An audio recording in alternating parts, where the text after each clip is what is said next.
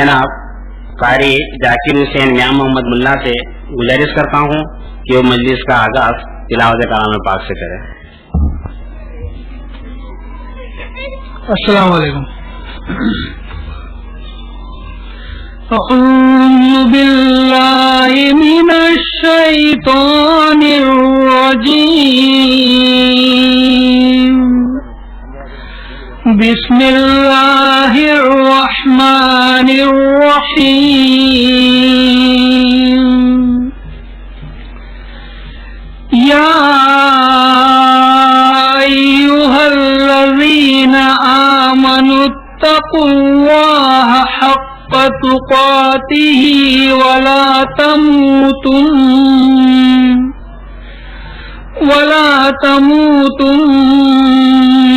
إلا وأنتم مسلمون. واعتصموا بحبل الله جميعا ولا تفرقوا واذكروا نعمة الله عليكم إذ كنتم أعداء فألف بين قلوبكم فأصبحتم بنعمته إخوانا وكنتم على شفا حفرة من النار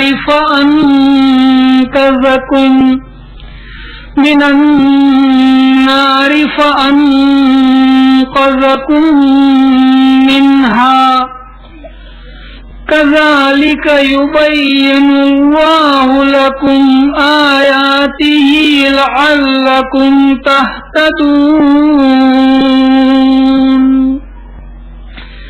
ولتكن منكم أمة يدعون إلى الخير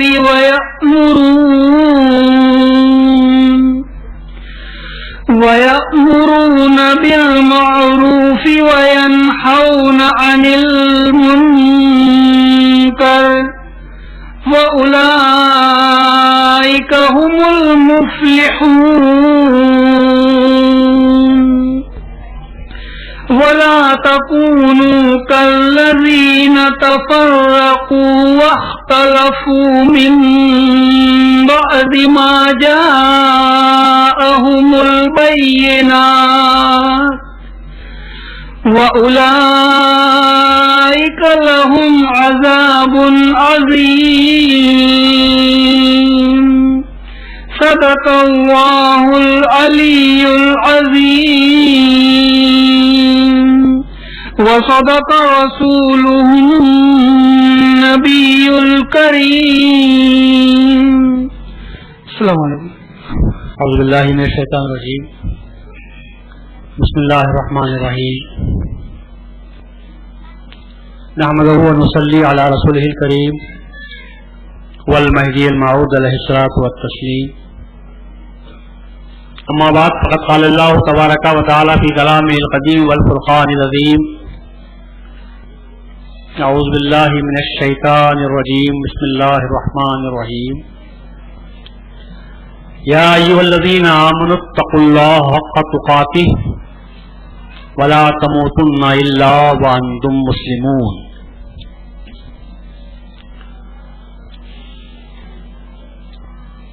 ہمارین شہر، برادران ملت، عزیز نوجوانوں، محترم خواتین اور پیارے بچوں، ابھی جس آیت شریفہ کی میں نے تلاوت کی، اللہ تبارک و تعالیٰ کا ارشاد ہے یا ایھا الذین آمنوا اتقوا اللہ، اے ایمان والو اللہ سے ڈرو، حق تقاتہ، ایسا ڈرو جیسا ڈرنے کا حق حاصل ہے.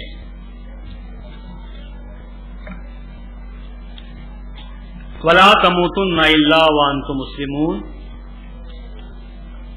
اور یاد رکھو اگر مرو تو اسلام کی حالت پر مرو۔ یہ ہے ارشاد خداوندی جس کے ذریعے سے اللہ تعالیٰ نے تمام ایمان لانے والوں سے مخاطب ہے اور ان کو یہ احکام دے رہا ہے۔ اس آیت شریفہ میں دو باتیں خاص طور پر قابل غور ہیں، بلکہ تین باتیں قابل غور ہیں۔ ایک تو یہ کہ اللہ سے ڈرنا چاہیے، دوسرا یہ کہ فقط ڈرنا نہیں چاہیے بلکہ ایسا ڈرنا چاہیے جیسا کہ ڈرنے کا حق ہے، اور تیسری بات یہ کہ مرو تو اسلام کی حالت پر مرو، یعنی ایک انسان کو، ایک مسلمان کو اسلام کی حالت پر مرنا چاہیے۔ یہ تینوں باتیں ایک انسان کی زندگی کے لیے، خصوصاً مسلمان کی زندگی کے لیے، ایک مہذبی کی زندگی کے لیے بڑی اہمیت کے حامل ہیں۔ تو اگر انسان اس آیت شریفہ پر عمل کر لے تو میں سمجھتا ہوں کہ اس نے پورے قرآن پر عمل کیا۔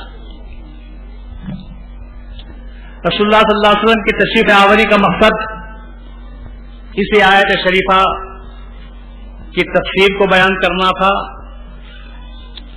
اور حضرت مہدی موعود علیہ السلام کی بعثت کا واحد مقصد بھی یہی معلوم ہوتا ہے کہ آپ نے بھی ساری زندگی اسی آیت شریفہ کی تفسیر آپ نے بیان فرمائی، اپنی ساری زندگی، اور جو لوگ آپ کے دامن سے وابستہ ہوئے ان کی زندگیوں کو بھی اپنے سامنے رکھیں۔ تاریخ نے جو، تاریخ کے اوراق نے جو اپنے سینوں میں ہمارے بزرگوں کے واقعات کو محفوظ کر لیے ہیں، اگر آپ ان واقعات کو پڑھتے ہوئے جائیں یا مقررین کے ذریعے سے ان کے واقعات کو آپ سنیں گے تو پتہ چلے گا کہ ہمارے اسلاف نے بھی اسی آیت شریفہ کی نزلہ پر عمل کیا ہے، اور خاص طور پر مہدوی کا طرز امتیاز تو یہ ہوتا ہے کہ وہ اللہ تعالیٰ سے ایسا ڈرتا ہے جیسا کہ ڈرنے کا حق ہے۔ لوگوں نے تقوی کو اہمیت کے طور پر بیان تو کیا ہے، سمجھا تو ہے، لیکن اسلام و ایمان کے معاملات میں تقوی کو وہ درجہ نہیں دیا جو حضرت مہدی موعود علیہ السلام نے دیا ہے۔ ارشاد خداوندی کافروں سے نہیں ہے کہ تم اللہ سے ڈرو، ارشاد خداوندی یہود و نصارہ سے نہیں ہے کہ تم اللہ تبارک و تعالیٰ سے ڈرو، ارشاد خداوندی تو ایمان والوں سے ہو رہا ہے کہ تم کو اللہ سے ڈرنا چاہیے۔ سوال یہ پیدا ہوتا ہے کہ پہلے سے جو لوگ ایمان لا چکے ہیں، جن کے دلوں میں ایمان کی شمع خود اللہ نے جلا دی ہے، اس لیے کہ ایمان ایسی بات نہیں کہ انسان خود حاصل کر سکتا ہے، ایمان و ہدایت کا دینا اللہ تبارک و تعالیٰ کے ہاتھ میں ہے۔ اگر آپ کو ایمان نصیب ہوا ہے، اگر آپ نے رسول اللہ صلی اللہ علیہ وسلم کا کلمہ پڑھا، اگر آپ نے مہدی موعود علیہ السلام کی تصدیق کا شرف آپ کو حاصل ہوا، تو کبھی اس بات کا فخر نہ کرو کہ ہم مسلمان اور مہذبی ہیں، بلکہ ہر قدم پر اللہ تبارک و تعالیٰ کا شکر ادا کرنا چاہیے کہ اللہ نے ان نعمتوں سے ہم کو سرفراز فرمایا ہے۔ رسول اللہ صلی اللہ علیہ وسلم کے پاس چند لوگ آئے، مسجد نبوی میں حضور تشریف فرما ہے، اور ان لوگوں نے آ کر اپنے اونٹوں کو مسجد نبوی کے باہر درختوں سے باندھا، ٹہنیوں سے اس کی، اور رسول اللہ صلی اللہ علیہ وسلم کی خدمت عرضت میں آئے اور یہ بیان کرنے لگا کہ حضور کچھ دیجیے ہم کو، آپ کو یہ معلوم ہونا چاہیے کہ ہم کون ہیں اور کہاں سے آئے ہیں۔ اے اللہ کے رسول، ہم کافی دور سے آئے ہیں اور ہم نے راستے میں بڑی مصیبتیں برداشت کی ہیں، بھوک و پیاس کی برداشت، صعوبتوں کو بھی ہم نے برداشت کیا، کافی دور کی مسافتوں کو، صبر کی صعوبتوں کو ہم نے برداشت کیا، اور آپ پر ایمان لانے کے لیے، آپ کے مذہب کو قبول کرنے کے لیے ہم پر جو مصیبتیں ڈھائی گئی ہیں، ہم نے جن مصیبتوں کو اٹھایا ہے وہ ہم ہی بہتر جانتے ہیں. اللہ تبارک و تعالیٰ کو یہ الفاظ بڑے ناگوار گزرے. اللہ نے فوراً آیت نازل فرما دی، قل، اے رسول آپ ان سے کہو، لا تمنوا علی اسلامکم، اسلام لا کر اللہ تبارک و تعالیٰ آپ کو کہتا ہے کہ مجھ پر یا رسول پر احسان مت بچاؤ، احسان مت بتاؤ. یہ احسان کیا جتاتے ہو کہ ہم بڑی دور سے آ کر ہم نے اسلام قبول کیا، آپ کے پاس آنے کے لیے، آپ کے مذہب کو قبول کرنے کے لیے ہم کو بڑی مصیبتیں اٹھانی پڑی ہیں. تو کیا اللہ پر احسان جتانا چاہتے ہو، اللہ کے رسول پر احسان جتانا چاہتے ہو؟ قل لا تمنوا علی اسلامکم، اسلام لا کر تم نے کبھی نہ اللہ پر احسان کیا ہے نہ اللہ کے رسول پر احسان کیا ہے.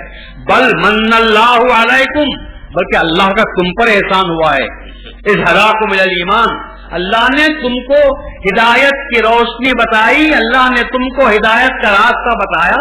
یہ اللہ نے کہا تم پر احسان ہے، تم اللہ پر احسان، اللہ کے رسول پر احسان مت جتاؤ. اگر تم نے کچھ مصیبتیں اٹھائی ہے اسلام کو قبول کرنے کے لیے، ایمان کو پانے کے لیے، اگر تم کو راستے میں کچھ تکلیفیں اٹھائے ہیں تو ان تکلیفوں کے ذریعے سے تم کو تمہارے ایمان میں حلاوت ملے گی، تم کو اسلام میں لذت ملنے والی ہے. تم نے اپنی دنیا کو سنوارنے کے لیے، تم نے اپنی آخرت کو سنوارنے کے لیے تم نے کام کیا ہوگا. مسلمانوں کی شان کو بڑھانے کے لیے، رسول اللہ صلی اللہ علیہ وسلم کی عظمت کو چار چاند لگانے کے لیے، اللہ تبارک و تعالیٰ کی پروردگاری میں کسی قسم کا اور اضافہ کرنے کے لیے تم نے اسلام کو قبول نہیں کیا، اور نہ تمہارے اسلام سے رسول اللہ تبارک و تعالیٰ کی ربوبیت میں کچھ اضافہ ہونے والا ہے، نہ رسول اللہ صلی اللہ علیہ وسلم کی رسالت میں کسی قسم کا اضافہ ہونے والا ہے.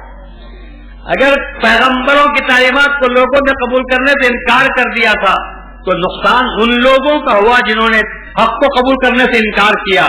کیا رسول اللہ، وہ رسول جو دنیا میں آئے تھے، کیا ان رسولوں کی شان میں کسی قسم کی کمی واقع ہوئی تھی؟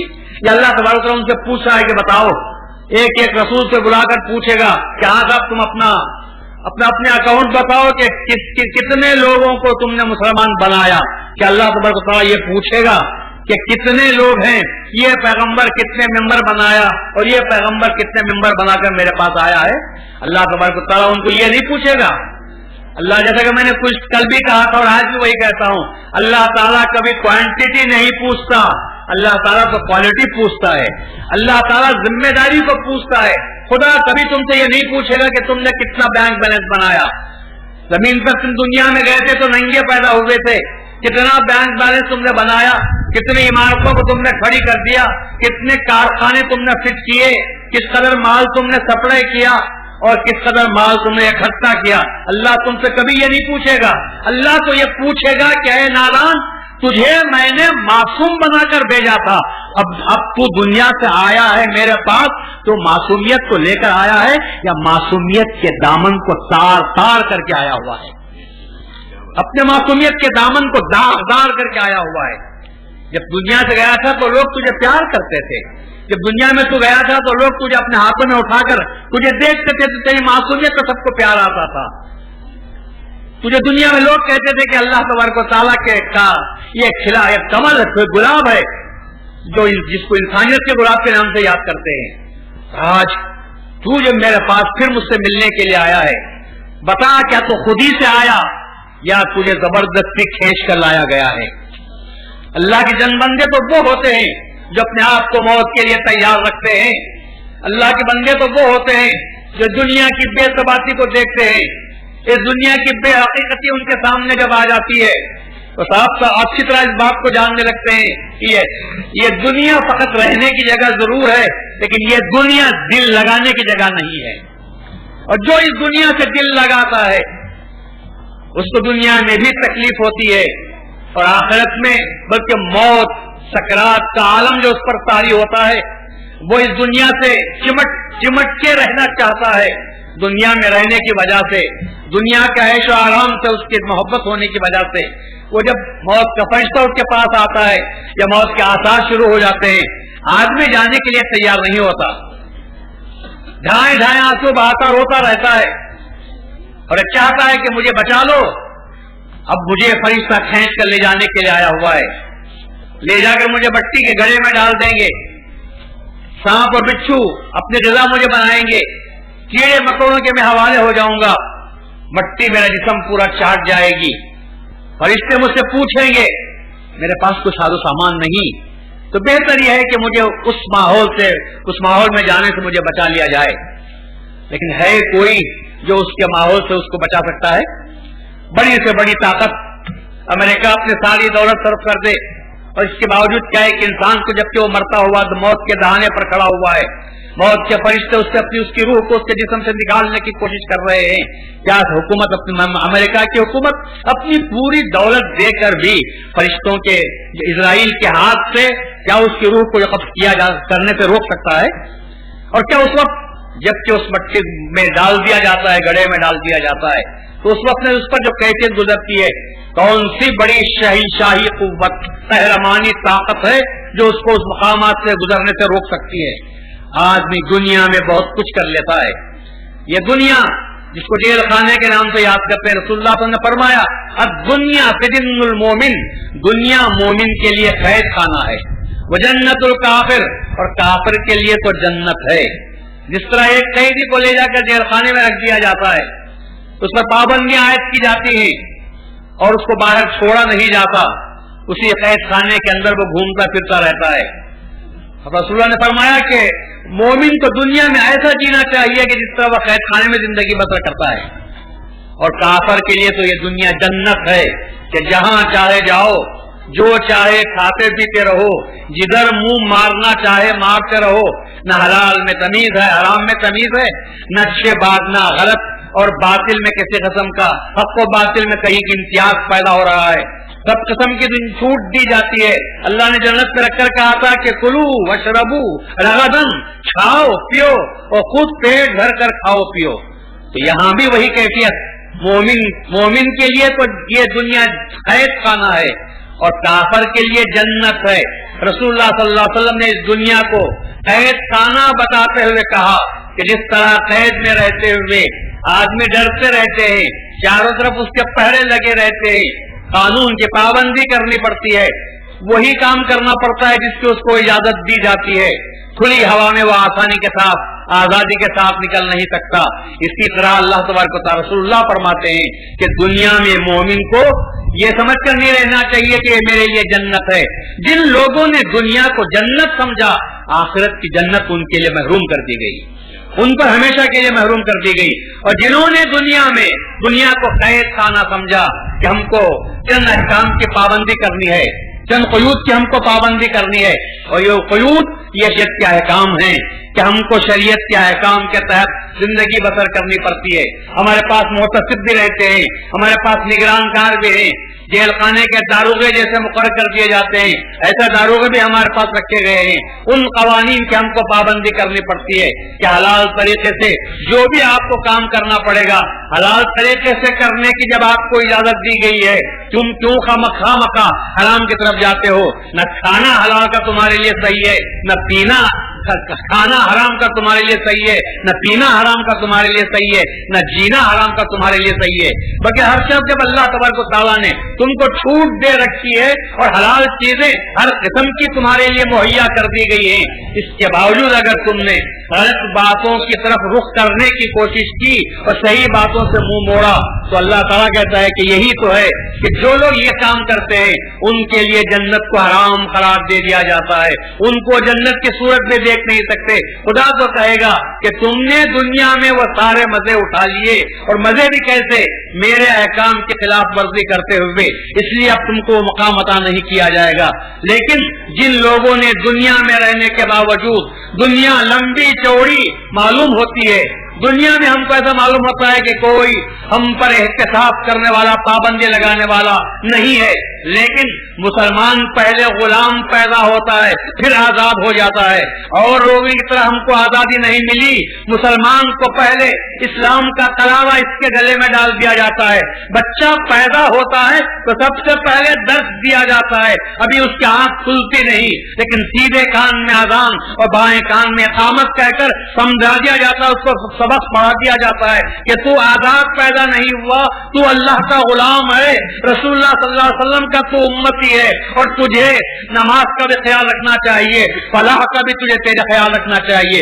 یہ باتیں تو اس وقت سکھا دی جاتی ہیں جبکہ ابھی ہوش بھی ہم کو آیا نہیں تھا، سننے سمجھنے کی صلاحیت بھی ہم میں پیدا نہیں ہوئی تھی، اسی وقت ہم کو یہ سبق دے دیا جاتا ہے۔ تو کون یہ کہتا ہے کہ مسلمان آزاد پیدا ہوا ہے؟ ہم غلام پیدا ہوئے، اللہ تبارک و تعالیٰ کی، رسول اللہ صلی اللہ علیہ وسلم کی غلامی کا تو ہمارے گلے میں پیدا ہوتے ہی ڈال دیا گیا ہے، اور جب اس توق کو لے کر ہم باہر آتے ہیں تو ہم کیسے کہہ سکتے ہیں کہ ہم آزاد ہیں؟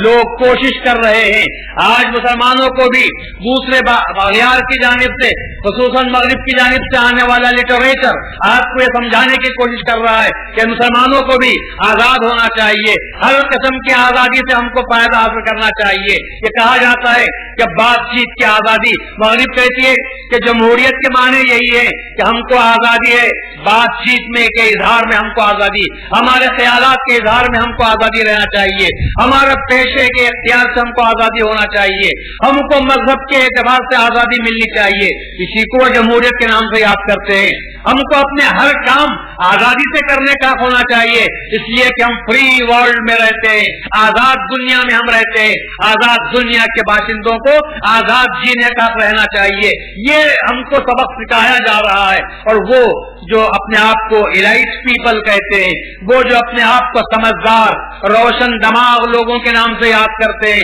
وہ ان اچھی باتوں کو سنتے، ان کو اچھی باتیں سن کر سمجھتے ہیں اور ان کی باتوں کے پیچھے چلتے ہیں۔ جب یہ بات غلط ہے کہ اسلام میں قدم قدم پر ہم کو پابندی عائد کی جاتی ہے، یہ کہا جاتا ہے کہ یہ حلال ہے، یہ حرام ہے، یہ کہا جاتا ہے کہ یہ کرو اور یہ نہ کرو، یہ کب تک ہم پر پابندی عائد کی جاتی ہے؟ ہم سمجھدار ہو چکے ہیں، اللہ نے ہم کو عقل بھی عطا کر دی ہے، ہم علم حاصل کر چکے ہیں، اور پھر فلسفے کے ذریعے سے ہر چیز کی، ہر کام کی حقیقت کو ہم اچھی طرح جانتے ہیں۔ تو یہ بات غلط ہے کہ انسان مذہب کا غلام بن کر رہ جائے۔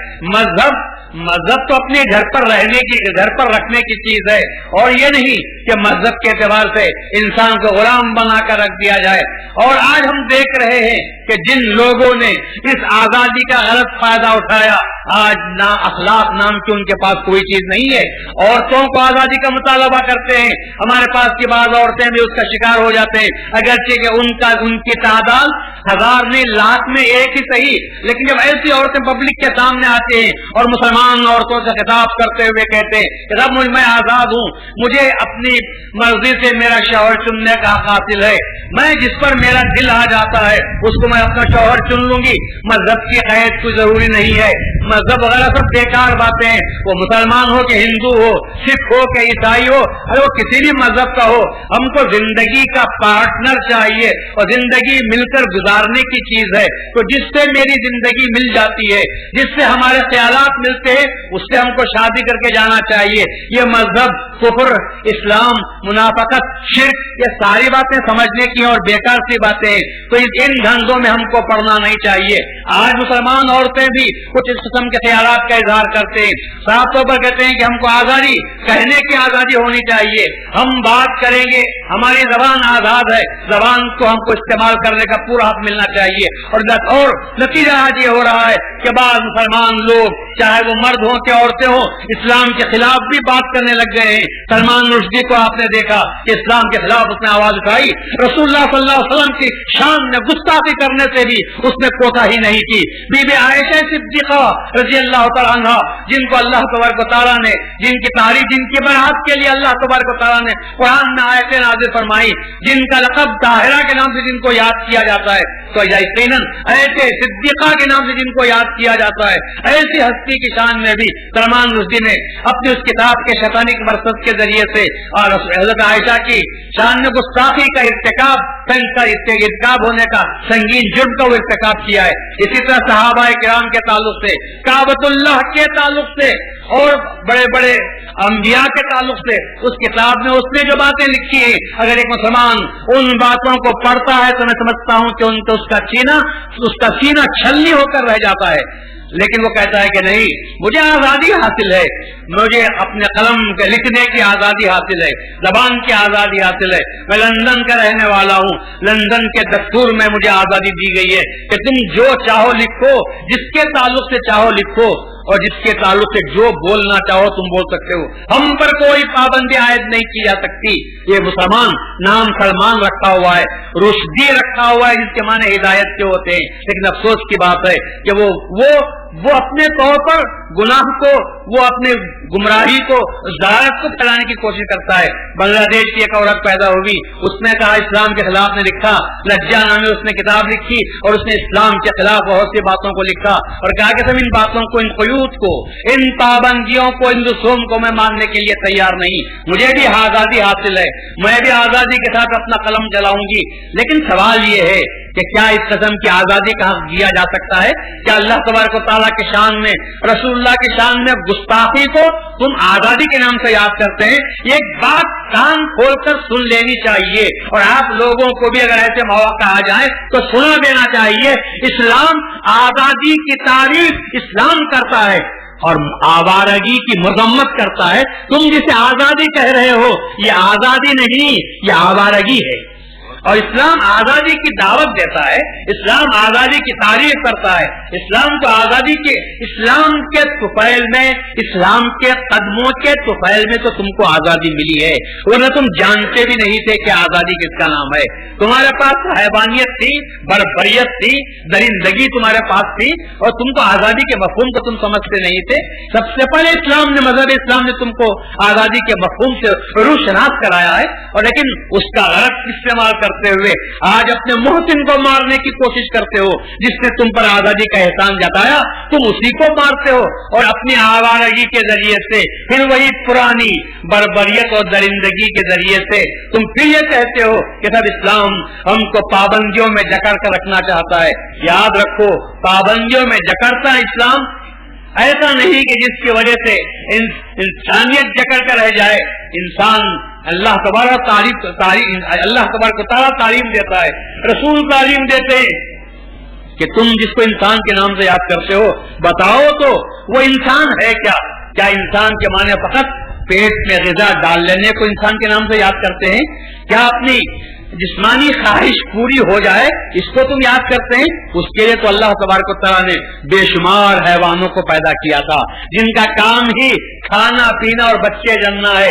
اللہ کی بے شمار مخلوق حیوانات کی ہے جنہیں کوئی پابندی نہیں، جہاں چاہے جا سکتے ہیں، منہ مارتے ہیں، اپنی خواہش بھی پوری کر لیتے ہیں، اپنا پیٹ بھی بھر لیتے ہیں، پانی بھی پی لیا کرتے ہیں، دو ہی کام وہ کرتے رہتے ہیں. تو کیا اس کے باوجود انسان ہم نے تجھ کو جو پیدا کیا آخر کچھ ہمارا مقصد ہے کہ نہیں؟ اگر یہی کام تھا تو حیوانوں سے یہ کام ہم لے سکتے تھے. لیکن جب ہم نے تجھے پیدا کیا تو آخر سمجھ تو صحیح کہ تجھے ہم نے کس خاص غرض کے لیے پیدا کیا ہے. تو معلوم یہ ہوتا ہے کہ اللہ تبارک و تعالیٰ نے انسان کو محض کھانے پینے کے لیے نہیں، اولاد پیدا کرنے کے لیے نہیں، اللہ نے انسان کو اس لیے بنایا تاکہ اللہ کے اس کائنات میں نظام کو برقرار رکھے، اجاڑنے سے، بگاڑ پیدا ہونے سے بچا کر رکھے. انسان کو صحیح تعلیم و تربیت دے، صحیح معاشرہ، صالح معاشرہ، ایک ایسا معاشرہ کہ جس میں ایک دوسرے محبت کے ساتھ رہے. وہ ایسا معاشرہ پیدا ہو جائے، ایسی سوسائٹی پیدا ہو جائے کہ جس میں ایک دوسرے کا احترام ہو. ایسے جانوروں کی طرح نہیں کہ نہ اس میں جانوروں میں نہ تو بیٹی ماں کو پہچانتی ہے نہ بیٹا باپ کو پہچانتا ہے، کوئی بات نہیں ہے. جننے کے بعد میں چھوڑ دیتے ہیں، پتہ نہیں وہ بچہ کہاں رہتا ہے، اس کی ماں کہاں رہتی ہے، آپس میں کوئی قرابت داری نہیں، تو آپس میں کوئی رشتے داری نہیں. کیا ہمارے پاس بھی یہی ماحول بنانا چاہتے ہیں؟ لیکن ہمارے پاس جو ماحول ہے وہ ایسا ہے کہ یہاں پر توالد اور تناسل کے نسل کے ذریعے سے ہمارے پاس اقربا بندی ہے، ہمارے پاس رشتے داریاں قائم ہوتے ہیں اور حدود سکھائے جاتے ہیں، احترام کے سبق سکھایا جاتا ہے کہ ماں کو بیٹی کے ساتھ کیا سلوک کرنا چاہیے، بیٹا باپ کے ساتھ کیسا سلوک کرنا چاہیے، بھائیوں میں کیسے ایک دوسرے سے محبت ہونی چاہیے، بہنیں ایک دوسرے کے ساتھ کس طرح تعلقات رکھیں۔ یہ جو معاشرہ بنتا ہے انسانیت کو پیدا کرنے کا مقصد ایک صالح معاشرہ، اور فقط آپس کی رشتے داری ہی کی نہیں بلکہ اپنے دوسروں کے ساتھ بھی کیا سلوک کرنا چاہیے۔ پڑوس میں اگر رہتا ہے تو پڑوسیوں کے کیا حقوق ہیں، کیا تم اپنے طور پر خوب ڈٹ کر کھاتے رہو، پڑوسی بھوکا رہ جائے تو کیا اس کا بھی خیال رکھا جائے یا اس کو چھوڑ دیا جائے کہ کھانا نہ ملا ہو تو بھوک سے مر جائے؟ لیکن ایسا ہم کو حکم نہیں دیا گیا، تعلیم دی گئی کہ سب پڑوس کا بھی تم کو خیال رکھنا چاہیے۔ اپنے رسول اللہ نے تو فرمایا اپنے گھر میں کچھ اچھا پکا ہو تو کم از کم ایک پیالہ پڑوسی کو دے دینا چاہیے تاکہ اس کے دل میں شکر کے جذبات پیدا ہوں، تاکہ اس کے تعلق سے تمہارے تعلق سے اس کے دل میں اچھے خیالات پیدا ہوں۔ اور پھر سلسلے کو آگے بڑھایا اور کہا کہ بنی نوع انسان کی تم کو خدمت کرنی چاہیے، چاہے وہ کسی بھی مذہب ملت کے کیوں نہ ہو، اگر وہ تکلیف میں ہے تو تم کو بھی چاہیے کہ اس کے تعلق سے تم کو اس کا خیال رکھے، اس کے تکلیف کو دور کرنا چاہیے۔ یہودیوں کے رسول اللہ صلی اللہ علیہ وسلم نے یہودیوں کی تک آپ نے خدمت کی ہے۔ رسول اللہ صلی اللہ علیہ وسلم کا گزر ہو رہا تھا، آپ نے ایک ضعیف یہودی کو دیکھا کہ وہ بے ہوش ہو کر گر پڑا ہے اور اسے پوچھنے والا کوئی نہیں۔ رسول اللہ صلی اللہ علیہ وسلم اپنے ہاتھوں اس کو اٹھا کر لاتے ہیں، مسجد میں رکھتے ہیں اور پھر اس کی خدمت کرتے ہیں، پانی اس پر چھانٹتے ہیں، اس کی خدمت کرتے ہیں یہاں تک کہ اس کو ہوش نہ آ جائے۔ جب اس کو ہوش آتا ہے تو آپ اس کو رخصت کرتے ہیں، لیکن وہ یہودی پلٹ کر کہتا ہے کہ یا رسول اللہ اب تک تو میں آپ کا مخالف تھا، لیکن آپ کی حسن خدمت کو دیکھ کر اب آپ کے پاس میں جانا پسند نہیں کرتا بلکہ میں اسلام کو قبول کرتا ہوں۔ تو معلوم یہ ہوا کہ انسان کو اللہ تبارک و تعالیٰ نے جس چیز کے لیے پیدا کیا ہے اس کو درد دل کے نام سے یاد کرتے ہیں، ورنہ اللہ تبارک و تعالیٰ کے پاس کھانے پینے کے لیے تو حیوانات تھے، عبادت کے لیے مخلوقات، نوری مخلوقات جس کو ہم فرشتوں کے نام سے یاد کرتے ہیں، بہت سی بڑی نوری مخلوقات ہیں جو اللہ تبارک و تعالیٰ کی ہمیشہ عبادت کرتے رہتے ہیں۔ کھانے پینے کے لیے حیوانات، عبادت کے لیے فرشتے، پھر انسان کو کیوں پیدا کیا؟ تو اللہ نے کہا نہ حیوانات کے پاس دل ہے نہ فرشتوں کے پاس دل ہے، میں نے انسان کو درد دل کے واسطے پیدا کیا ہے کہ ایک دوسرے کی تکلیف کو سمجھو، اگر کوئی گرتا ہو تو اسے اٹھاؤ، اگر کوئی بھوکا ہو تو اس کو کھانا کھلاؤ، اگر کوئی پیاس سے تڑپ رہا ہو تو اس کو اس کی پیاس کو دور کرنے، اس کو پانی پلانے کی کوشش کرو، اور اگر کوئی مصیبت کا مارا ہے تو اس کے پاس پہنچو اور اس کی مصیبت کو دور کرو، اور اس کے طرف سے جو دعا تم کو ملتی ہے، جو درد دل کو تم نے سمجھا ہے، ارے درد دل کو سمجھا تو ایک دو ہی ہستیاں ہیں جو دل کے درد کو سمجھتے ہیں، یا بندہ سمجھ سکتا ہے یا خدا سمجھ سکتا ہے۔ دنیا میں اور کون ہے؟ دنیا میں اور کون ہے جو انسان کے دل کے درد کو سمجھ سکتا ہوگا؟ ایک انسان ہی ہے جو دوسرے کے درد کو سمجھ سکتا ہے، یا اللہ پاک پروردگار ہے جس نے پیدا کیا ہے، وہ سمجھتا ہے کہ میں نے دل پیدا کیا، اور دل میں جو تیس اٹھتی ہے، دل میں جو جذبات پیدا ہوتے ہیں۔ یاد رکھو اسلام کا اصل مقصد یہی تھا کہ انسان جذبات کا شکار ہو کر نہ رہ جائے، انسان جذبات کا غلام ہے۔ جیسے کل کی میں نے تقریر میں کہا تھا کہ انسان دل کا غلام ہوتا ہے، اور دل خواہشات نفسانی کے پیدا ہونے کی جگہ ہے۔ اس اعتبار سے انسان خواہشات کا غلام قرار پاتا ہے، اور خواہشات پر کون سی چیز ہے جو آپ کو روک لگا سکتی ہے؟ آپ اگر کام کرنا چاہیں تو شاید روک سکتی ہے، آپ کے کام کو رکاوٹ پیدا کرنے کے لیے حکومت کے کچھ قوانین ہوں گے جو آپ کو روک سکتے ہیں، سماج کے کچھ بندھن ہوں گے جو آپ کو روک سکتے ہیں، لیکن کیا انسان حکومت کو دھوکہ دے نہیں سکتا؟ لیکن کیا انسان سماج کی آنکھوں میں دھول نہیں جھونک سکتا؟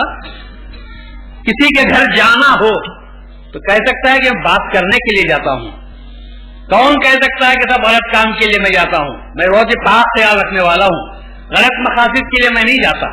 اب اس کا دل ہی بہتر جانتا ہے کہ وہ کہاں جاتا ہے، کیوں جاتا ہے، اور یہ اللہ تبارک و تعالیٰ اس بات کو جانتا ہے۔ حکومت کو چاہتی ہے، عدالت کو چاہتی ہے کہ صاحب ہم سنی سنائی باتوں پر عمل کرنے کے لیے تیار نہیں، ہمارے پاس ثبوت لاؤ تو ہم حکم لگانے کے لیے تیار ہیں۔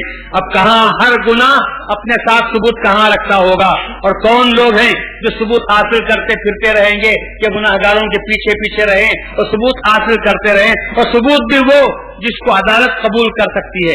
تو اب بتاؤ، جب انسان خواہشات کا پتلا ہے، حکومت رکاوٹ پیدا کر نہیں سکتی، عدالت ثبوت مانگتی ہے، سماج آنکھ بند کر کے بیٹھا ہوا ہے، تو کون سی چیز ہے جو انسان کو خواہشات پر عمل کرنے سے روک سکتی ہے؟ یہ جواب ملتا ہے سوائے مذہب کے اور کوئی روک نہیں سکتا۔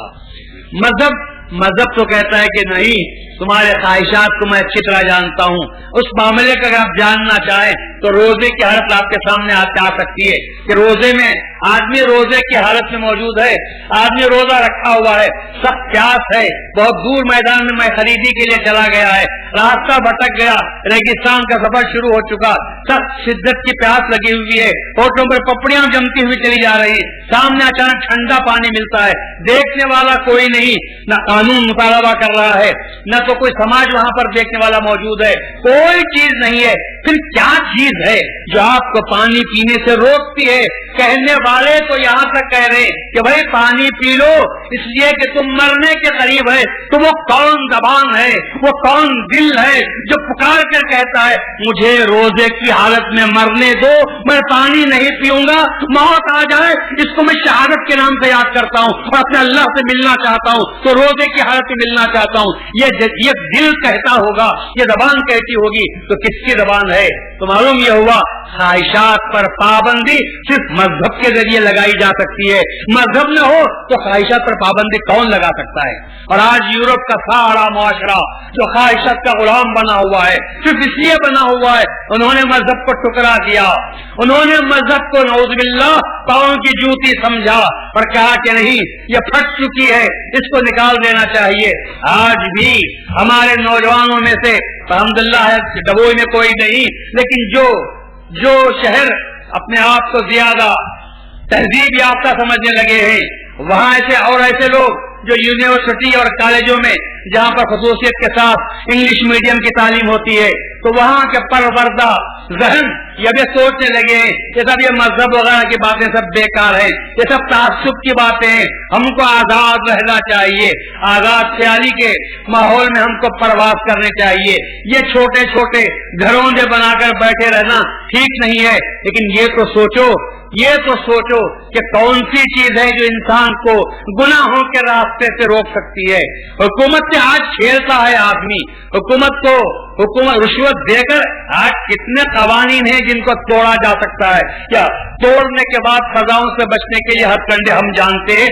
اور اگر ہم نہیں جانتے تو ایسے وکیل بھی موجود ہیں جو ہم کو خود ہتھ کنڈے سکھاتے ہیں کہ تم یہ طریقہ اختیار کرو تو تم سزا سے بچ سکتے ہو۔ حکومت کے خود قوانین، دستور ہماری مدد کرنے کے لیے تیار ہے، اور ہم نے تو یہ دیکھا ہے کہ دستور قانون کی پابندی کرنے والوں کی اتنی حمایت نہیں کرتا، قانون کے توڑنے والوں کی جتنی حمایت کرتا ہے۔ یہ تو دستور ہے، لیکن کیا قرآن شریف نے کبھی ایسا کہا؟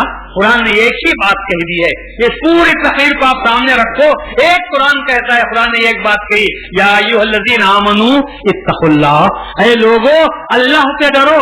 جب بات خوف خداوندی کی آ جاتی ہے تو پھر آدمی کے دل میں جب خدا کا خوف پیدا ہوتا ہے تم اس کو لاکھ سمجھانے کی کوشش کرو، کمرے بند کر دیے جائیں، حسین و دوشیزہ لڑکی موجود ہے، چاروں طرف سے دری کے دروازے بند کر دیے جائیں، گناہ کی دعوت ہو رہی ہو، اپیل کی جا رہی ہو، ناز و ادا بتائے جا رہے ہوں، جیسا کہ زلیخا نے حضرت یوسف علیہ السلام کے ساتھ کیا تھا۔ ہے تلک کیا خیال ہے تیرا؟ یہاں تک جب بات بن گئی تو کیا چیز تھی جو یوسف کو قدم آگے بڑھنے سے روک رہی تھی؟ حکومت تو کوئی نہیں، عزیز مصر باہر جا چکا ہے، کوئی شواہد نہیں، کوئی نظیر نہیں، کوئی ثبوت موجود نہیں، پکڑا بھی نہیں جا سکتا۔ ایسے وقت میں جب کہ خود گناہ کرنے والی آمادہ ہو چکی ہے تو کون ہے جو ان کے خلاف آواز لگا سکتا تھا؟ لیکن یوسف علیہ السلام نے صرف اللہ کو یاد کیا اور کہا کہ نہیں، میں اللہ تعالیٰ کے حکم کی خلاف ورزی کر نہیں سکتا۔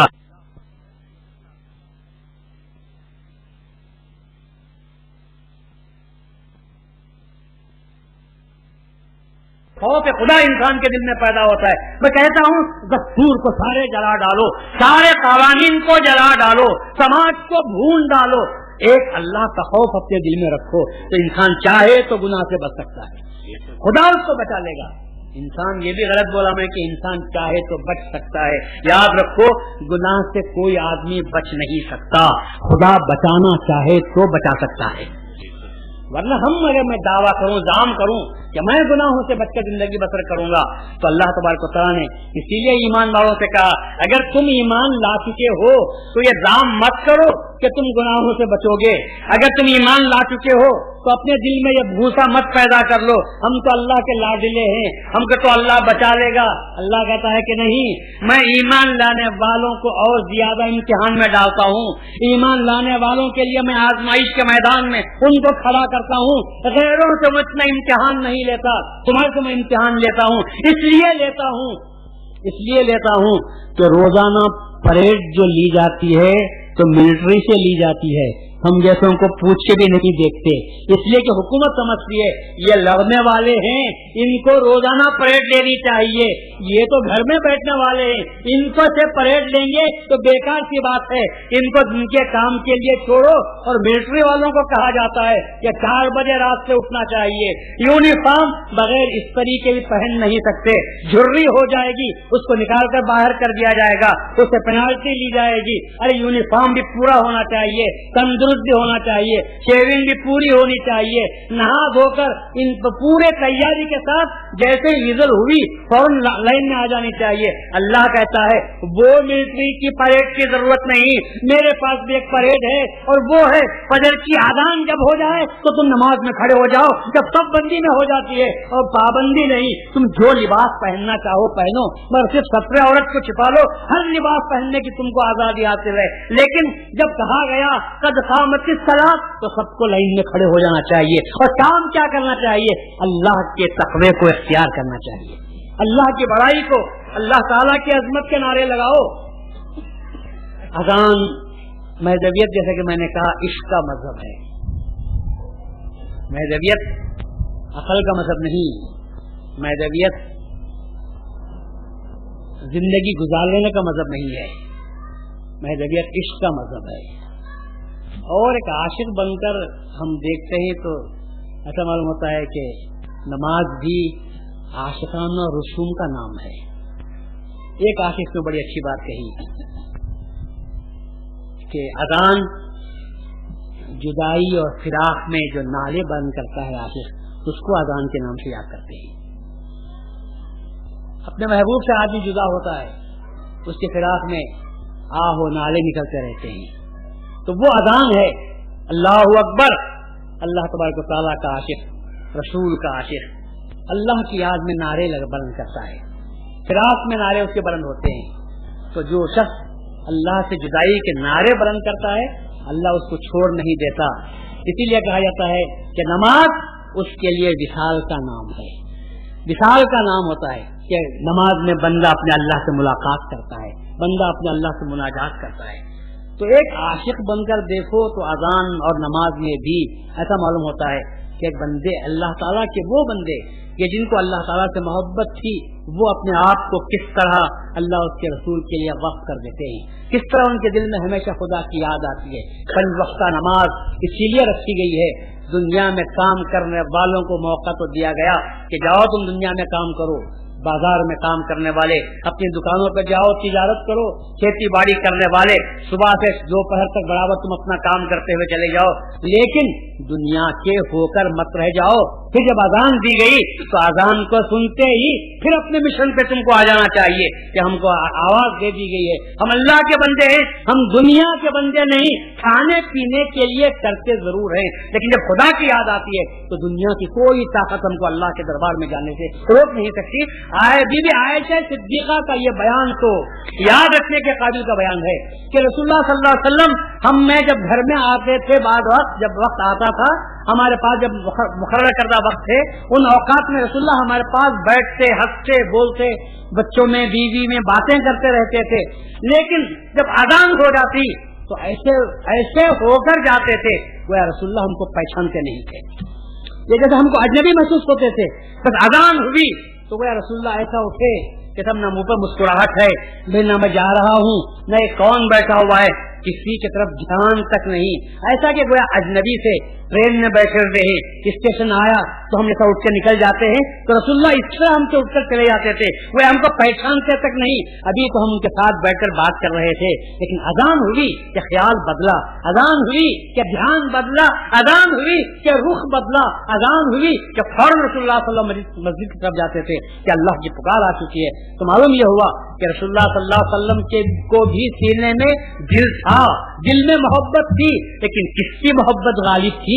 मोहब्बत उस वक्त तक दूसरों से की जा सकती है जब तक कि अल्लाह उसकी मोहब्बत, रसूल की मोहब्बत की आवाज ना आ जाए, लेकिन जब अल्लाह उसके रसूल की आवाज आ जाती है तो हम सबको ऐसा हो जाना चाहिए कि सब लाख आदमी, दोस्त बैठा हुआ हो, कारीगर बैठा हुआ हो, व्यापारी बैठा हुआ हो, अहम तरीन काम के लिए बैठा हुआ हो, अजान हो जाए तो फौरन यूं उठना चाहिए, वो हम किसी को नहीं जानते, बस उसकी तरफ रुख करते हैं और बराबर करते हुए चले जाते हैं। तो अल्लाह तबारक व तआला ही कहता है कि या अय्युहल्लज़ीना आमनु तक़ुल्लाह, ऐ ईमान वालो अल्लाह से डरो।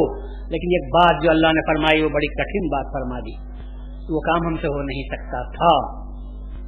हक़्क़ तुक़ाती, अल्लाह से डरो, ऐसा डरो जैसा डरने का हक है। हम अल्लाह को जानते ही नहीं तो अल्लाह से डरने का हक हमको क्या मालूम हो सकता है? किसी आदमी को जानते हैं तो उसका रुतबा मालूम होता है, तो हम जान भी सकते हैं सब ये आदमी की हम एक दावत करेंगे तो बोलते हैं कि आदमी का मकाम क्या है, कौन है वो। अगर कलेक्टर है तो उसकी मुनासिबत से ताज़ीम की जाती है, और बड़े ओहदे का है तो उसकी मुनासिबत से दावत दी जाती है, छोटा आदमी है तो उसकी मुनासिबत से दावत दी जाती है। आदमी का जैसा मर्तबा होता है वैसा वैसा उसके साथ सलूक किया जाता है, वैसे ही उसके कारण उसके दिल में डर भी पैदा होता है। रोज का उठने बैठने वाला हो तो चल यार घर में खा लेंगे, हाथ में गर्दन में हाथ डाल कर बुला के ला भी लेते हैं, और घर में जो हुआ वो रख देते हैं। किसी बड़े आदमी को दावत देकर तो ऐसे नहीं कहते चल यार खा लेंगे, तो बोल नहीं सकते, हाथ बांध कर उसके सामने खड़े होते हैं बड़ी इज्जत के साथ, तकरीम के साथ। और कहीं ऐसा न हो जाए कि कोई बात हमारी उसके खिलाफ शान हो जाए, दिल में डर भी लगा रहता है। तो जिस आदमी को जानते हैं उसके ताल्लुक से डर पैदा होता है। खुदा को हम जानते ही नहीं तो उससे डर कैसा करेंगे? उसके साथ हमको कैसे डरना चाहिए, हमको कैसे मालूम हो सकता है? सहाबा किराम लरज़ उठे जब ये आयत शरीफा नाज़िल हुई तो सहाबा ने रसूलुल्लाह से पूछा कि या रसूलुल्लाह, ये आयत तो तमाम आयतों में हमको सख्त मालूम होती है कि अल्लाह से ऐसे डरो जैसे डरने का हक हासिल है, तो कैसे डरना चाहिए? अल्लाह का डर कैसे अपने पास रखें? क्या हक़्क़ तुक़ाती ही, जैसा कि डरने का हक है। तो जब हम अल्लाह को जानते ही नहीं तो फिर उससे डरने का हक हम क्या जान सकेंगे? तो अल्लाह तबारक व तआला ने रसूलुल्लाह सल्लल्लाहु अलैहि वसल्लम ने कहा कि सहाबा को बहुत डर गए हैं इस आयत शरीफा के नाजिल होने से, तो सब तो ऐसे नहीं हो सकते, तो फिर क्या करना चाहिए? खुद रसूलुल्लाह सल्लल्लाहु अलैहि वसल्लम का मकाम। मैं इसीलिए कहता हूँ कि आदमी लाख अच्छे काम करे लेकिन कभी उस पर नाज न करे कि मैं अच्छा काम करने वाला हूँ, इसलिए कि हम उसका हक अदा नहीं कर सकते। जब रसूलुल्लाह सल्लल्लाहु अलैहि वसल्लम ये बात कहते हैं, रसूलुल्लाह सल्लल्लाहु अलैहि वसल्लम ये बात फरमाते हैं माँ अबदना का हक़ माँ अबद इबादती का, ऐ अल्लाह हमने तेरी ऐसी इबादत नहीं की जैसी की इबादत करने का हक हासिल था। कौन फरमाते हैं? वो रसूल जिसकी सारी जिंदगी इबादत थी, वो रसूल जिसने कभी अल्लाह के लिए अपने आप को कभी साथ देखा नहीं, वो रसूल जिसकी सारी जिंदगी चाहे वो अपने घर पर भी हो तो अल्लाह ताला की इबादत करते हो, जिसके सामने दुनिया पेश की गई तो इनकार कर दिया, बादशाही को पेश किया गया तो इनकार कर दिया, नाज और नेम को पेश किया गया तो इनकार कर दिया। वो रसूल जिसने अल्लाह के लिए जो जिस कदर भी कर सकते थे न किया, बल्कि जिंदगी का सबसे बड़ा हिस्सा ही नहीं, जिंदगी की हर हरकत रसूलुल्लाह की मैं उसको इबादत के नाम से याद करता हूँ। रसूलुल्लाह की इबादत, रसूलुल्लाह की हर जिंदगी की हर हरकत को मैं रसूलुल्लाह इबादत के नाम से याद करता हूँ। तो रसूलुल्लाह सल्लल्लाहु अलैहि वसल्लम इस कदर इबादत करने के बावजूद हर रातों की उन इबादतों को तो छोड़िए कि जिसमें रसूलुल्लाह सल्लल्लाहु अलैहि वसल्लम रात भर खड़े रहकर इबादत करते थे, यहाँ तक कि आपके पाँव वरम ज़दा हो जाया करते थे। वो रिवायत तो अपनी जगह पर मौजूद है, लेकिन जब मैं कहता हूँ कि रसूलुल्लाह का उठना बैठना भी इबादत अल्लाह तबारक व तआला की खुशनुदी के लिए था, तो ऐसी सूरत के इसके बावजूद रसूलुल्लाह सल्लल्लाहु अलैहि वसल्लम फरमाते हैं कि मा अबदना का हक़ का इबादत का, ए अल्लाह हमसे बड़ी कोताही हो रही है इसलिए कि हमने तेरी इबादत ऐसी नहीं की जैसी की इबादत करने का हक़ हासिल है। तो उसके मुकाबले में हमारी इबादत कहीं ठहर भी सकती है, पासन में भी इबादत आ सकती होगी। कौन? क्या हम अल्लाह तबारक व तआला की मारिफत हमको नसीब हो सकती है।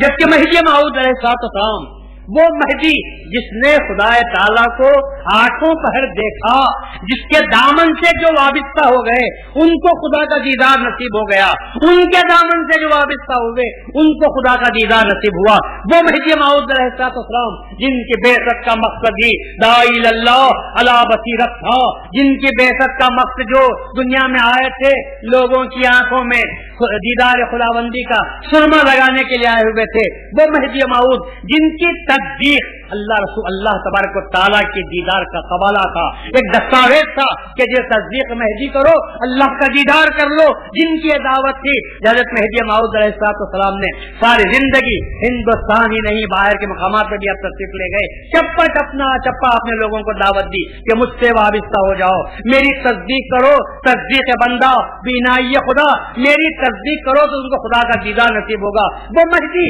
कि जिसका नाम रसूलुल्लाह का नाम था, वो जिसके बाप का नाम रसूलुल्लाह के बाप का नाम था, जिसकी सीरत रसूलुल्लाह की सीरत थी, रसूलुल्लाह और महदी मऊद में जर्रा बराबर फर्क नहीं था। क्या आप लोग इसको मानते हैं? जवाब दो भी मुझे। क्या रसूलुल्लाह सल्लल्लाहु अलैहि वसल्लम की सीरत में और महदी मऊद अलैहिस्सलाम की सीरत में कोई फर्क महसूस कर सकते हैं? क्या जर्रा बराबर, अरे बाल बराबर भी कोई फर्क महसूस कर सकते होंगे? अगर बाल बराबर फर्क है तो मैं उसको महदी मानने के लिए तैयार नहीं, क्योंकि महदी तो वो होगा जो रसूल की सीरत पर चलेगा, महदी तो वो होगा जो रसूल की सीरत पर चलेगा, लेकिन कम नहीं होगा, सीरत पर चलेगा का मकसद ये होगा कि रसूलुल्लाह ने जो नक्शा कदम कायम किए महदी मऊद उसी नक्शा कदम पर चलेगा, और ऐसा चलेगा कि एक बाल बराबर आगे पीछे भी नहीं होगा, बिल्कुल बराबर ऐसा ही होगा जैसा कि एक हाथ आप दूसरे हाथ से मिलाते हैं तो दोनों हाथ जैसा आपस में बराबर है, ऐसा ही महदी मऊद अलैहिस्सलाम ने रसूलुल्लाह सल्लल्लाहु अलैहि वसल्लम की कामिल इत्तिबा फरमाई है। दुनिया में कोई पेश भी कर सकता है, जो करना तो अलग बात है, करने का दावा भी कोई पेश कर सकता है कि साहब मैं रसूलुल्लाह सल्लल्लाहु अलैहि वसल्लम की कामिल इत्तिबा कर सकता हूँ, सूरत और सीरत में मैं रसूलुल्लाह के मुशाबे हूँ, मैं नज़ीर मुस्तफा हूँ। क्या कोई कह सकता है? मगर अफसोस की बात है कि आज हम में से ही बात ऐसे हैं जो महदी मऊद अलैहिस्सलाम के मनसब में कमी करने की कोशिश करते हैं। ऐसे लोगों से अपने आप को, इनकी तालीमात से अपने आप को बचा कर रखना चाहिए अगर सही माना में महदी में रहते हैं। इनकी गलत बातों में न आना चाहिए, न इनकी गलत बातों का कलमा पढ़ना चाहिए। ये दुनियादार उलमा, ये दुनियादार मशाइखीन जो महज दुनिया के हुसूल के लिए दीन को भी सौदा, दीन के साथ भी सौदाबाजी करते हैं, ये दुनिया को, दुनिया वालों की खुशी और खुशनुदी हासिल करने के लिए जो दीन का सौदा करते हैं, अपने उनके दामन की हवा से भी अपने आप को बचाना चाहिए, इसलिए कि वो हवा भी हमको खराब कर देगी, हमारे एतकादात को खराब कर देगी। हमारे एतकाद तो वही है जो हम जिनके कदमों में पड़े हुए हैं। हुजूर बंदगी मियां सैयद हुमी सिद्दीक़ सैयदुश शुहदा रज़ियल्लाहु तआला अन्हु ने अपनी जिंदगी ही नहीं बल्कि वला तमूतुन्ना इल्ला व अंतुम मुस्लिमून, मरो तो इस्लाम की हालत पर मरो। बंदगी मियां ने जान भी दी तो तस्दीक महदी के लिए दे दी, तो फिर इससे बढ़कर महदी मौत का मकाम क्या होगा? जिस तरह सहाबाए किराम रसूलुल्लाह पर जान देने को फख्र समझते थे, हजरत महदी बंदगी मियां रज़ियल्लाहु तआला अन्हु ने महदी की खातिर, खलीफतुल्लाह की खातिर, दाई अल्लाह की खातिर अपनी जान देने को बायत इज्जत शरफ समझा। फिर ये कहा कि हाँ, क्योंकि इसकी तस्दीक फर्ज है लिहाजा इसके मुनकर के साथ लड़ना चाहिए। ये बंदगियां का फैसला था, ये शरीयत का फैसला था। اور میں رسول اللہ صلی اللہ علیہ وسلم یا مہدی موعود علیہ السلام کی تعلیمات ہیں یہ شرعی تعلیمات ہیں. یہ نہیں کہ سب ہم اپنے ولایت کے طور پر کونے میں الگ بات کر لیں, باہر آ کر الگ بات کر لیں, ایسی بات نہیں ہے. بلکہ جو بات ہے وہ شریعت کی زبان سے کہی جانے کے قابل ہے اور شریعت کی زبان سے کہی جا سکتی ہے کہ مہدی موعود علیہ السلام کا جو مرتبہ ہے وہ معمور من اللہ, اللہ کی طرف سے آپ کو حکم دیا گیا تھا. داعی اللہ, اللہ کی طرف سے آپ دعوت سے کر دنیا میں تشریف لائے تھے. اور پھر اس کے بعد مگر جو راستہ چلے ہیں تو اللہ کا خلیفہ نیا راستہ چلتا ہے. مہدی موعود اللہ کا خلیفہ ہونے کے باوجود نیا راستہ نہیں چلے بلکہ رسول اللہ کے راستے پر چلتے رہے. یہ رسول اللہ, یہ مہدی موعود علیہ السلام کی کمی ہے یا مہدی موعود کی بڑائی ہے؟ اگر چاہتے تو شاید خلیفۃ اللہ ہونے کے ناطے الگ راہ نکال سکتے تھے, لیکن مہدی موعود نے کہا کہ نہیں, اللہ نے مجھے بھیجا ہے. جب خاتم النبیین آ چکے اس کے بعد کوئی نئی راہ کھولی نہیں جا سکتی, کوئی نیا منہاج کھولا نہیں جا سکتا, کوئی نئی شریعت بنائی نہیں جا سکتی, کوئی نئی کتاب نازل نہیں کی جا سکتی. اب جو کچھ بھی کام کرنا ہوگا اسی پر کام کرنا ہوگا. پڑھنا ہے تو اسی کتاب کو تفسیر بیان کرنی ہے, تو اسی کتاب کی مراد بیان کرنی ہے, اسی کتاب کی اتباع کرنی ہے, اسی رسول کی راستے پر چلنا ہے, اسی شریعت کی. تو یہ رسول اللہ صلی اللہ مہدی موعود کی برتری ہے یہ کہ خلیفۃ اللہ ہونے کے باوجود رسول اللہ صلی اللہ علیہ وسلم کی شریعت کا احترام کرتے ہوئے جاتے ہیں. تو یہ مہدی موعود علیہ السلام کی بڑائی ہے, مگر لوگ اس بڑائی کو کمی سمجھ رہے ہیں, لوگ اس بڑائی کو کمتری سمجھ رہے ہیں. لیکن اللہ تبارک و تعالیٰ سے دعا کی جا سکتی ہے کہ اللہ ان کو صحیح توفیق عطا فرمائے. اللہ تبارک و تعالیٰ ان کو صحیح طور پر مہدی موعود کے منصب, مہدی موعود کے مقام, مہدی موعود کی عظمت, مہدی موعود کی بڑائی کو صحیح معنی میں سمجھ کر ان الفاظ کو اپنی زبان سے ادا کرنے کی کوشش کریں, اور اللہ تبارک و تعالیٰ ان کو نیک توفیق عطا فرمائے. اور ہم کو آج جس مجلس میں جمع ہوئے ہیں ہم کو یہ ہمیشہ ایک بات یہ نسخہ یاد رکھنا چاہیے. یاد رکھو, دنیا کا کوئی قانون آپ کو گناہ سے بچا نہیں سکتا, دنیا کے کوئی ماں باپ آپ کو غلط راستے پر چلنا چاہیں تو بچا نہیں سکتے. چھوٹے بچے کو تو آپ انگلی پکڑ کر اسکول کو لے جا کر رکھ سکتے ہیں, لیکن جب بچہ کالج کو جاتا ہے تو کون ماں ہے, کون باپ ہے جو بچے کے ساتھ کالج کو جاتی ہے اور چھوڑ کر آتی ہے؟ تو سمجھتے کہ بچہ بڑا ہو گیا ہے, ماں کیا جاتا ہوں وہ ٹاٹا بول کے جاتا ہے, پتا نہیں وہ ٹاٹا بول کر آ جاتا ہے, آخر میں لا کر باٹا بتاتا ہے کہ کیا کرتا ہے وہ تو بہتر ہی ماں باپ جانتے ہیں. لیکن گھر سے تو جاتا ہے کہ میں جا رہا ہوں. لڑکی باہر جاتی ہے کہ ہم کالج کو جا رہے ہیں, لیکن کالج کو جاتے ہیں یا ان پر کالج گرتا ہے وہ تو اللہ کو معلوم ہوتا ہے کہ وہ نالج حاصل کرتے ہیں یا کالج حاصل کرتے ہیں, اللہ اس کو بہتر جانتا ہے. لیکن چونکہ بڑے ہو چکے ہیں تو ماں باپ کہتے ہیں کہ باہر جاتے ہیں. اب یہ باہر جانے والے لڑکوں کو, باہر جانے والی لڑکیوں کو کیا چیز ہے جو غلط ماحول میں رہنے کے باوجود غلطی سے بچا سکتی ہے؟ یاد رکھو, سوائے خوف خدا کے اور کوئی چیز نہیں ہے. ارے ماحول تو اتنا گندا ہے کہ گندگی کی دعوت دے رہا ہے. لڑکی جاتی ہے تو کتنے نوجوان لڑکے چیٹیاں بجاتے رہتے ہیں, آوازیں کستے رہتے ہیں, پیچھا کرتے رہتے ہیں, خطوط پھینکے جاتے ہیں, چٹیاں لکھی جاتے ہیں, فون کیے جاتے ہیں. آج ماحول, آپ بچ کر رہنا چاہیں, ماحول کی ہوا آپ کو گمراہ کرنے کے لیے تیار ہو چکی ہے. ایسے غلط ماحول میں اگر آپ بچ سکتے ہیں تو کس طرح بچ سکتے ہوں گے؟ اپنے دل میں خدا کا خوف پیدا کرو تو بچ سکتے ہیں. خدا بچانا چاہے اور آپ خوف خدا کو پیدا کر کے دیکھو, اللہ بھی ان کا ساتھ دیتا ہے. جو اللہ سے ڈرتے ہیں اللہ ان کو بچاتا ہے, جو اللہ سے نہیں ڈرتے اللہ بھی ان کو چھوڑ دیتا ہے کہ نولیہ ما تولی, تو ہم پھیر دیتے ہیں اس طرف جس طرف تو جانا چاہتا ہے, ہم اسی راستے کی طرف تجھے لگا دیتے ہیں. اللہ تعالیٰ سے دعا کرتا ہوں کہ باری تعالیٰ حضرت مہدی موعود علیہ السلام کے صحیح مقام کو سمجھنے کی توفیق عطا فرمائے. اے اللہ, ہم کو تجھ سے ہمیشہ تیرا ڈر اپنے دل میں رکھنے کی توفیق عطا فرمائے. ہر قدم پر ہم کو تقوی کی صفت اختیار کرنے اور پھر مرنے کے وقت میں اے اللہ ہم کو مسلمان بنا کر مار, کلمہ نصیب ہو جائے, تصدیق نصیب ہو جائے. ان الفاظ کے ساتھ اگر ہماری روح بھی نکل جائے تو میں سمجھتا ہوں کہ فرشتے بھی خوش ہوتے ہوں گے کہ مرا, جیا تو تھا اور مرا بھی تو کلمے پہ مرا ہے اور تصدیق پر مرا ہے. تو یہ نوبت اگر ہم کو یہ بات نصیب ہو جائے تو سمجھو کہ ہمارا دنیا بھی کامیاب, جینا بھی کامیاب اور ہمارا مرنا بھی کامیاب. واخر دعوانا الحمدللہ رب العالمین.